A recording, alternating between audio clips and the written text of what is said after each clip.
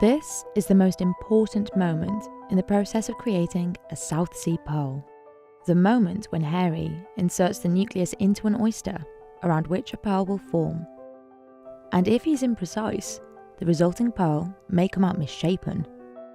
The goal is this: a near-perfect round pearl with a large 20mm diameter. That's more than twice the size of the more common Akoya pearl.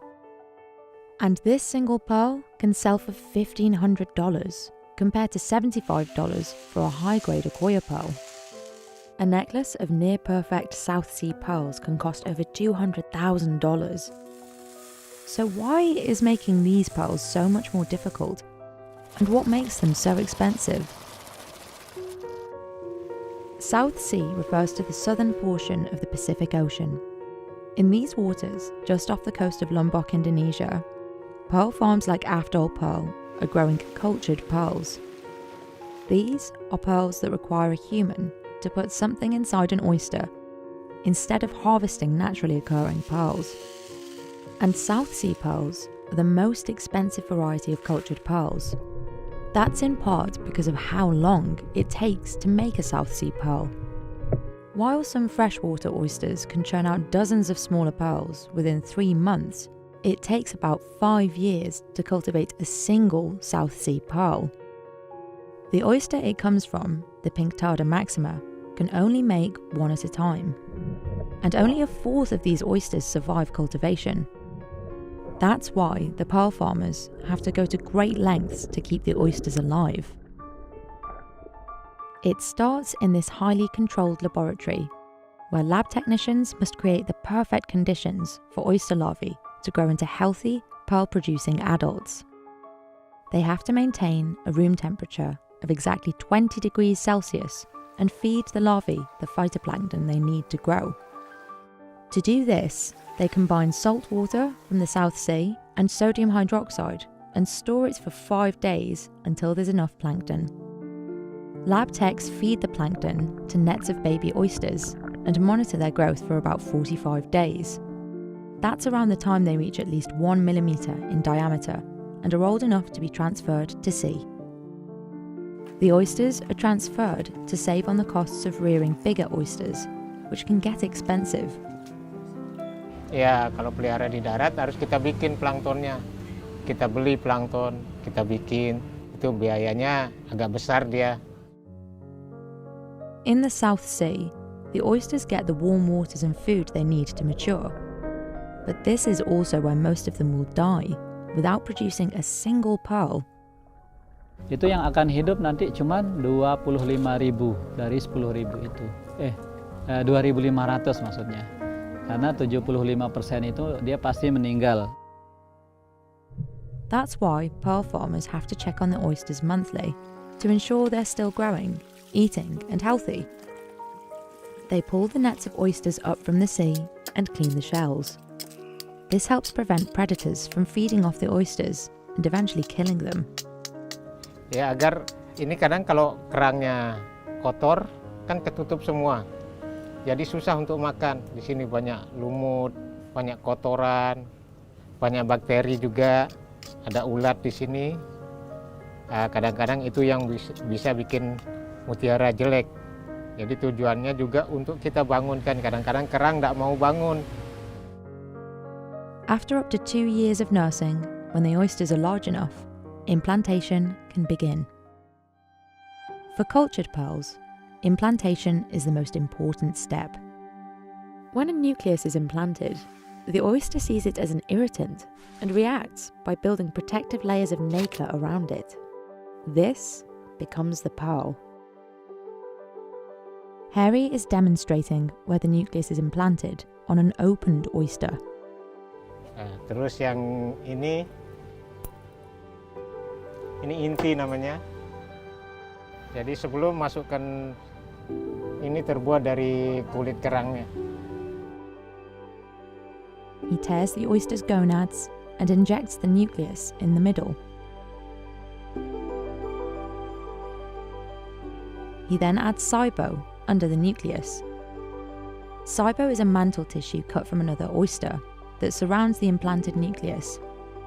It's essential to the pearl quality, and without it, the oyster won't produce any pearls at all. Harry is the only person Afdol trusts with this step. That's because the nuclei don't come cheap.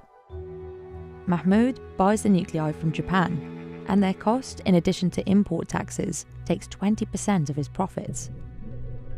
And he says getting import permits for these nuclei is difficult, preventing him from buying enough to expand his business. After the nucleus is implanted, special attention is paid to how the nacre grows around it to avoid a misshapen pearl. They're working towards a large, almost perfectly round pearl. Workers invert the oysters and put them in their protective nets to bring back to sea. The South Sea pearl's unique, soft, satiny luster and thick nacre are a result of the warm waters it grows in. And a thick nacre means a large pearl. Harry says they must flip them regularly so the nacre grows evenly. Nah, jadi itu tidak boleh terlewatkan dia. Selama 40 hari itu ada schedule-nya. Kita bikin schedule untuk 3 hari. 1 minggu setelah suntik, kita biarkan setelah lubang yang kita robek itu nutup, baru kita bolak-balik. After 40 days, workers remove the oysters from the sea and clean them weekly. Harry checks the implanted oysters monthly to see how the pearl is developing. This is done for up to 2 years before the first pearl can be harvested. Untuk 3 tahun pertama itu minimal size-nya dari 0,9 atau 0,8 gram atau bisa dikatakan 7 sampai 11 mm. Itu tahap yang pertama, 3 tahun pertama. Itu bijinya itu 1,3 gram lah, minimal 0,8 lah ya. Harry implants the same oyster 2 more times. Each time, the pearl Afdol harvests is bigger. By the 3rd harvest, the pearl can reach over 20 millimeters in diameter and over 8 grams in weight. But as much as pearl farmers like Mahmoud invest in the intense care needed to raise the oysters, the outcome is never guaranteed. Mahmoud says only 20% of the oysters that survive make the most valuable kind of pearl, almost perfectly round, lustrous and large. Mahmoud grades the pearls based on size, luster, shape and colour. The larger, rounder, shinier, minimally blemished pearls get the highest grade. That can be AAA or quadruple A, depending on the producer. Mahmoud then sells them to jewellers like Rihanna Melia, who fashions the pearls into necklaces, earrings and rings.